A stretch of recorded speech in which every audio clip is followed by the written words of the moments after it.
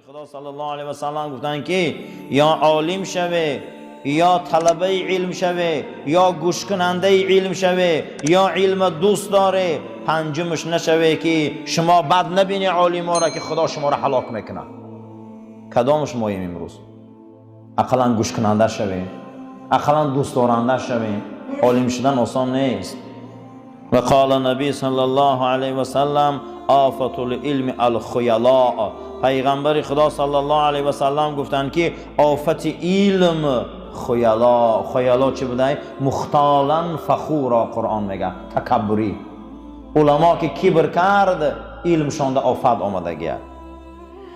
و من امثال الحکماء من طلب العلم للریاست فقد عدم توفیق و سیاست. کسی علم اگر برای وظیفه دنیا گیره، این انسان خدا توفیق ایسرش دور میکرده، سیاست چگون میکرده.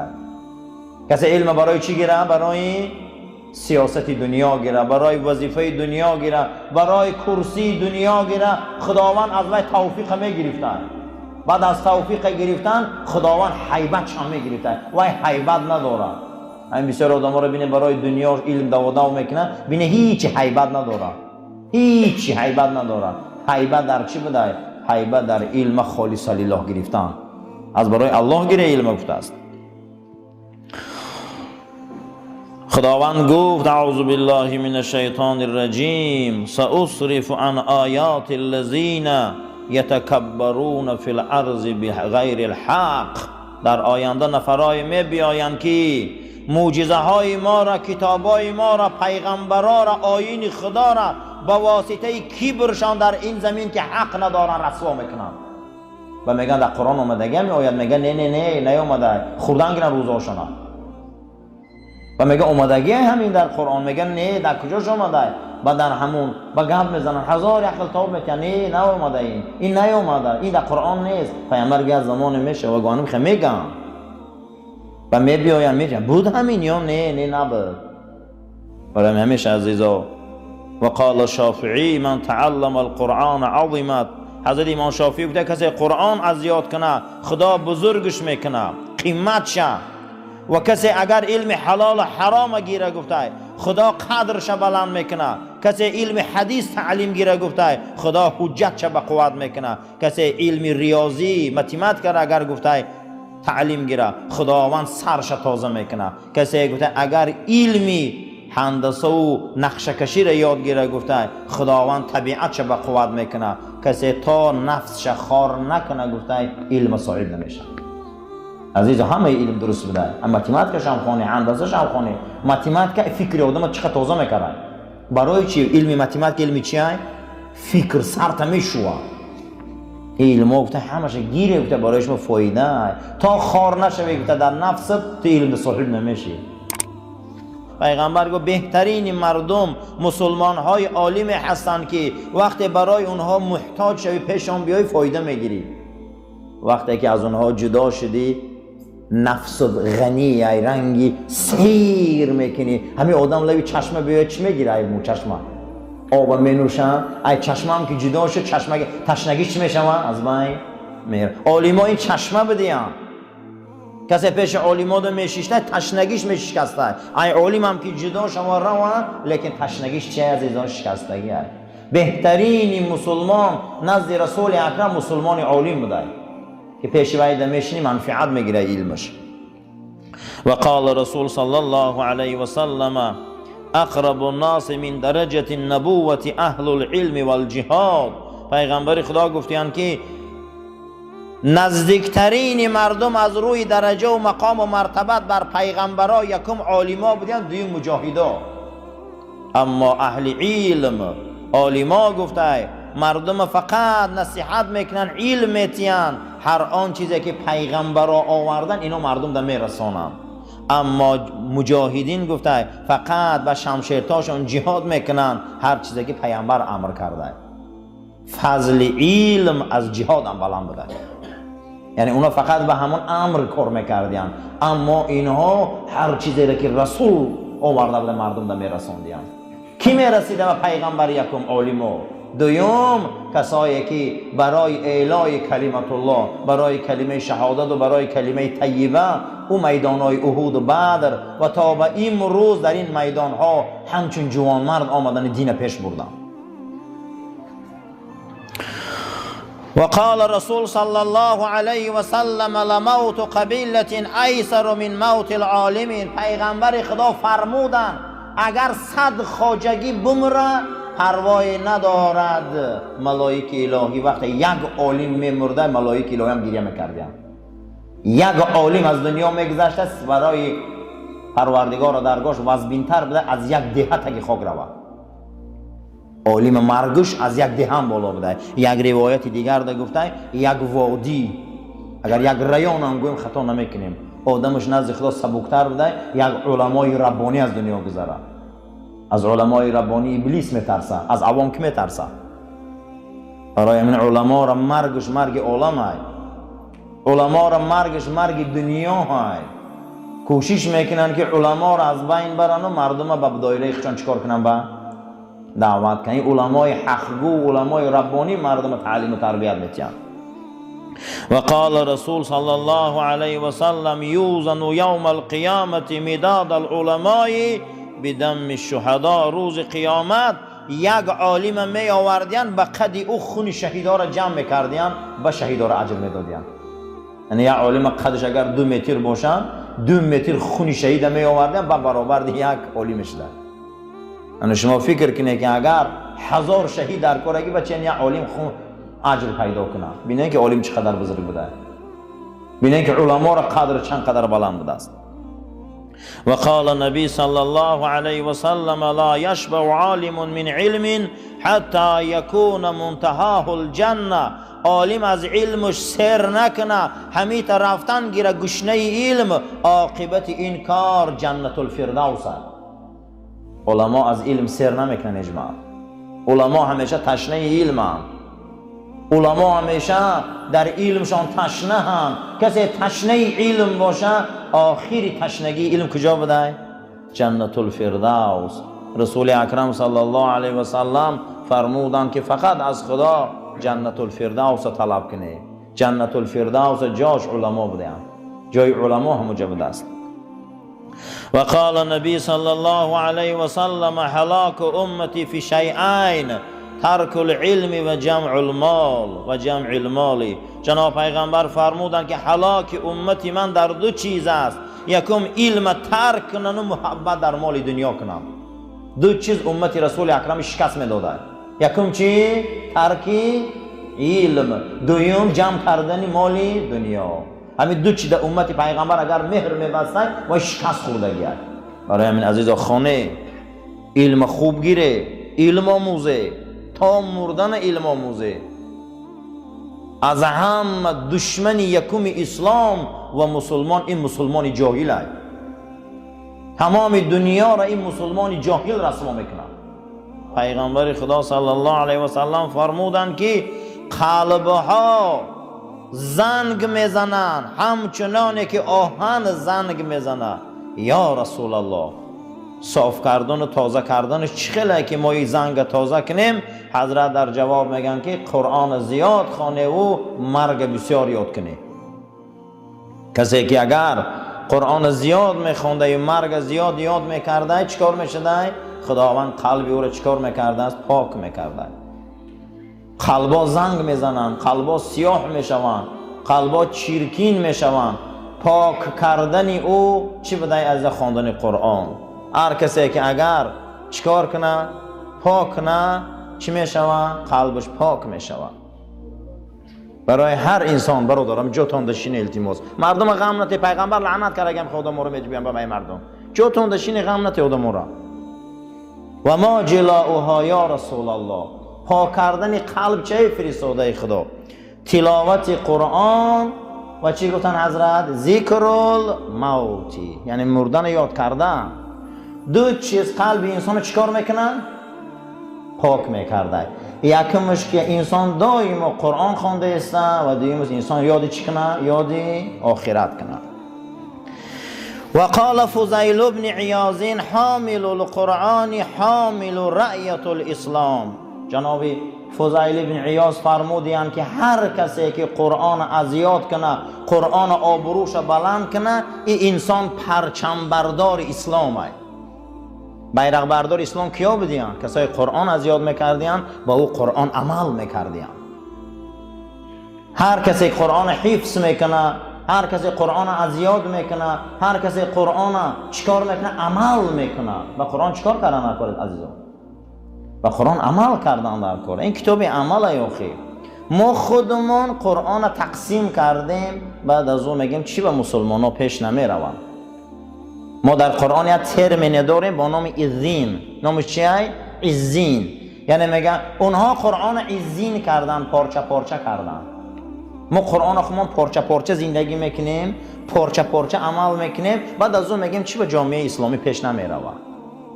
همون روز کسل میشم با مراجعت قرآن میبیاید که همین بیماری را خوندن در کاره که شوق خوش نمیبره. همون روز بیمار میشم گمان میکنیم که قرآن فقط کتاب برای دعاخوانی کسلی ها هست. همون روز پدر میمره با میبیاین میگه خیر اگر قرآن خوان که خانده جنازه ها آمدیم، همون قرآن پاره پاره کردیم. همون روز توی عروسی و دامادی میشه با یک قرآن میبیانه در تک 14 توفه میکنن. آخه میگه شما خودتون قرآن پاره کرده، شما خودتون قرآن میگه پارچه پارچه کرده. امروز میگه جامعه اسلامی چرا پیش نمیروند؟ کسی که قرآن اذیت میکرده است، کسی به او عمل میکرده است، این چی بوده است؟ پرچم برداری چی بوده است؟ اسلام. یک کس میگه که من چیکار کنم که بیرق اسلام بلند کنم؟ قرآن اذیت کن، با او عمل کن. این همین بوده پرچم اسلام بلند کردن، این همین بوده پرچم اسلام راست کردن. فلا ينبغي ان يله فلا ينبغي ان يلهو مع من يلهو ولا يسحو مع من يسحو ولا يلغو مع من يلغو تعظیما لحق القرآن. برادر را گفته هر کسی که با یک نفری که قرآن پس میکنه هیچ محل قطعی دوستی نکنه. هر کسی که قانون قرآن قبول نداره با او هیچ محل دوستی نکنه. یکی از واجبات ایمان همین بوده است که کسی دیده و دانسته قرآن خار میکنه، کسی دیده و دانسته قرآن عمل نمیکنه، کسی حتی خطا کردن نمیدونه می کار نمیکنه، با اینها یک جای نشوه، زیرا که حق قرآن ضایع میشه. همین دوستایی را نگیره که اونها قرآن قد زندگی نمیکنه، همون را دوست نگیره عزیزان. کسی به قرآن زندگی نمیکنه، کسی میدونه نمیکنه، با میل بعضی آدما نمیدونن قرآن قد زندگی نمیکنه، نمیدونه بیچاره گمراه، همین قدم دوست نشه. گفته حق قرآن ضایع میشه. حق قرآن چی میشه؟ ضایع میشه. حق قرآن ضایع نکنه. قرآن حقش ضایع میشه. حق قرآن چی بوده ضایع شدنش؟ مسلمان ها آدمای قد دوست میشدن که اونها قرآن را باور ندارن، عمل ندارن. واجبات ایمان بوده است که این خیلی آدم‌ها چی شوه؟ آساسته دور باشه، زیرا که ضرر اینا در ما میرسه. قال ایضا من قرأ خاتمة سورة الحشر حين يصبح ثم مات من يومه ختم له بتابع الشهداء ومن قرأها حين يمسي ثم مات من لیلته ختم له بتابع الشهداء. جناب پیغمبر حدیث دراز کردن که هر کسی که آخری سوره حشر میخونه لا یستوی اصحاب النار و اصحاب الجنه را تا آخرش میخونه، وقتی در بامداد میخونه، اگر همون روز از دنیا گذره خداوند او را مهر شهید میزده. هر کسی که اگر این را در وقت خوابش خونه و همون شب خواب کنه از دنیا گذره، او را هم پروردگار در نامه اعمالش مهر شهید میزده. اینه بینین که قرآن وظیفش ما را شهید میکنه. کسی اگر همین بردوام خونه هر سحری و هر بگه همین را به خودش عادت میکرده، ای دنیا میگذشته است، الله جل و علا شانه این را مهر چی میزده است؟ شهید میزده. و اما فضل العلم والعلماء، اما درباره حرمت علم و حرمت علما حدیث های زیادی آمدگی بوده است که جناب پیغمبر فرمودند من یرید الله به خیرا یفقهه فی الدین و یلهمه رشده. پیغمبر خدا گفتن که هر کسی را که خدا دوست داره او را علم دین میتیه، هر کسی را که خدا دوست داره او را عالم در دین میکنه و روز تا روز آبروی او را بلند کردن میگیره. و عزت ای جانب الله های برادران، عزت خدا میتیه. روز تا روز چی شدن میگیره؟ میگه آبروش رشد یافتن میگیره. برای همین هر انسانی را که خدا در دین علما کرده و یا عالمان، پروردگار او را دوست داشته. علمای حق، علمایی که حق میگن، علمایی که حق میرسانن، علمایی که خوشان حق زندگی میکنن، اینها یا رحمت خدا در زمینه. و قال رسول صلی الله علیه و سلم العلماء ورثة الانبیاء. پیغمبر خدا فرمودند که عالما وارث کیان؟ وارث پیغمبران. وارث علما کیا بودند؟ وارث پیغمبر عالما. و معلوم انه لا رتبه فوق رتبه النبوه ولا شرف فوق شرف الوراثه لتلك الرتبه. از پیغمبری یگان رتبه، یگان آبرو با بلند هستند. امیدم بین مسلمانان از پیغمبری یگان رتبه بلند هستند؟ نیست. عالما کی بودند؟ وارث پیغمبران. یگان شرف آبرو مثل شرف پیغمبری هست؟ نه. این شرف کی نصیب میشه؟ علما. کسی که علما را حرمت نکنه پیغمبر را حرمت نمیکنه. کسی علما را دوست نداره پیغمبر را دوست نمیداره. من اکرم عالما فقط اکرمنی.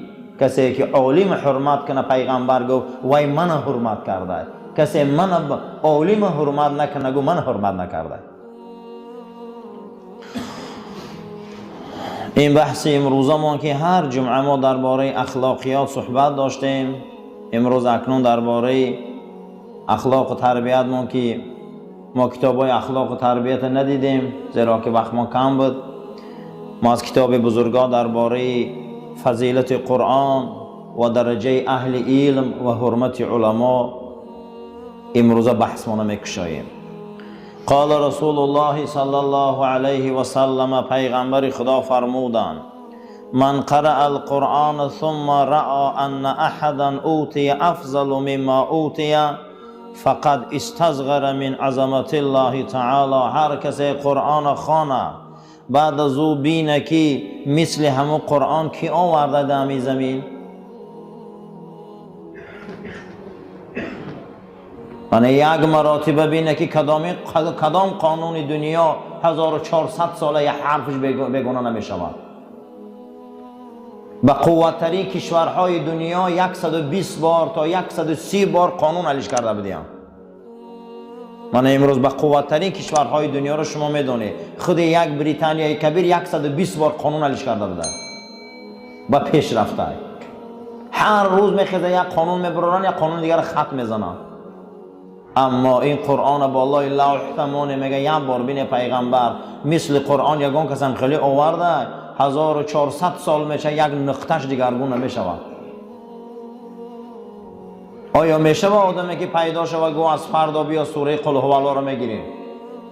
پیدا میشه؟ خیلی پیراتر صدها نیرو قوه ها بعد قرآن پیدا شدن، مبارزه بردن، یک الف شجمونده نتونستن. پیغمبر خدا فرموده که شما وقتی قرآن میخونه یا پیشانتون قپی بینه که یگان کس مثل همی کتاب آوردگی هم خیلی کتاب در زمین هم خیلی قانون آمدگی است، فقط استصغره در پیش قدرت خدا ای قحک میشه. اکنون دانه که اون کسایی که این کتاب در قفس سینه‌شان جا میکنن شما هم در پیش ویو هیچیه. کسی که قرآن حفظ میکنه با او قرآن عمل میکنه شما هم میگه قرآن از یاد نکرده و قرآن نمیدونه، شما در پیش وی میگه هیچیه و عظمت خدای در بدنش. ای همین میگه شما قیاس که نختو نکنید. ای همین درجه میگه انسان نزد خدا منزلتش معلوم میشه.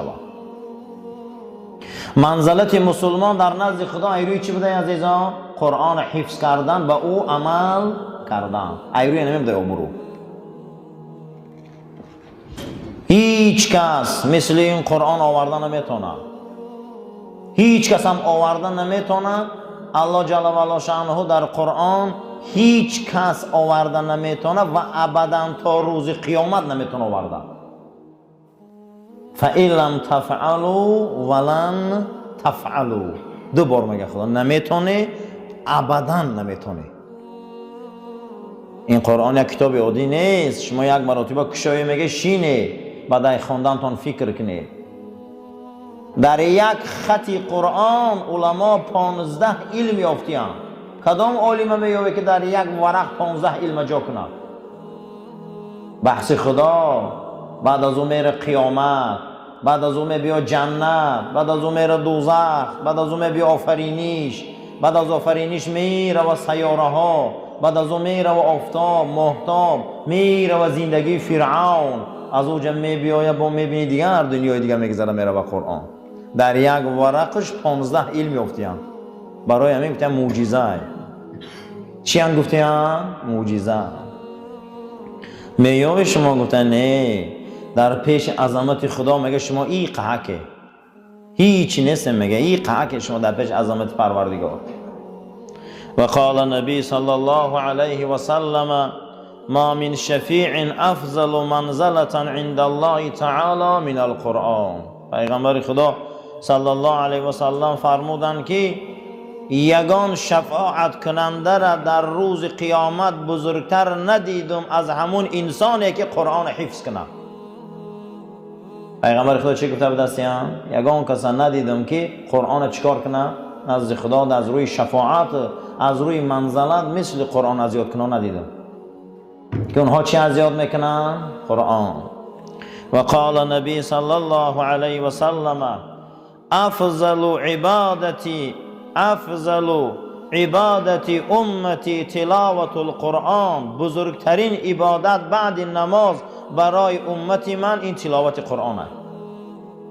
بزرگترین بعد نماز چی بوده است؟ خواندن قرآن. و قال النبی صلی الله علیه و سلم خیرکم من تعلم العلم و علمه. بهترین امتی من در بین مردم کسایی هستند که علم میگیرن و به مردم میرسونن. علم میگیرن و به مردم چیکار میکنن؟ میرسونن، تعلیم میتین. برای همین دونه که هر کسی علما شده و در جای گرم شدگی نیست و خیلی عذاب کشیدگی. اللهم ربنا آتنا فی الدنیا حسنة و فی الآخرة حسنة و قنا عذاب النار. و صلی الله تعالی خیر خلق محمد و علی اصحاب الاجمعین. آمین یا رب العالمین. صفاتون راست گیره. تلفنات منزلت انسان، بزرگی انسان در کار خیر معلوم شده. مردم کدام وقت معلوم شده؟ ای کاری خیر. منزلت انسان ها وقت ای کاری خیر معلوم می شود. و ایرا نغز دان با اندازه کار در این دنیا نیکی کن و همیشه چیزی که در عهده تو هست عهده برا باش و همیشه بدون که منزلت انسان ها در علم معلوم شود. آدم ایرو چی معلوم میکنن؟ گفته با علم. یکم خیر، دویم عهده برایی. ای همه درجه بلند در جامعه ایرو چی معلوم شده؟ علم. اگر علم نباشه گفته است جامعه ها فساد میشوند. اگر علم نباشه جامعه ها رسوا میشوند. در بدن انسان ها هم علم نباشه گفته او بدن ها هم رسوا میشوند. بدن آدم علم نداره و بدن رسوا میشده. منزلت بلندترین در جامعه ها و در تمام تمدن ها ایروی چی بده عزیزان؟ علم. یکم خیر بده، دویم عهده براری. یا آدم علم نداره نه که عهده برای زندگیش پیش میروه. علم نداره نه که عهده برای همین روز توبه کار میکنه. علم نداره، یگان رابطه با علم نداره. دویم گفتن چی خیر، نیکی. آدم علم نداره، عهده برای نیست نه که نیک آدم است. آدمای نیک، آدمای عهده برا منزلتشون معلوم میشده. سوم درجه منزلت ایروی چی بوده؟ ای همه در بلندترین درجه علم. برای همین اکنون امروز اخلاق و درباره اخلاق نیک و اخلاق حسنه صحبت میکنیم. قول این بزرگ خودی وارد میشویم. برادرها یا خیرخواه باشه یا عهده‌برو باشه یا عالم باشه. این سه تایتش باشه. زیرا که این شخصیت منزلت بزرگی را در این سه نوع چیز دانسته. اولین چیزی که اخلاق ما را راست میکنه توکل به خدا بوده. توکل به خدا معنی چی بوده؟ هدف باید معلوم باشه، مقصد باید معلوم باشه. ای خفوی ریسک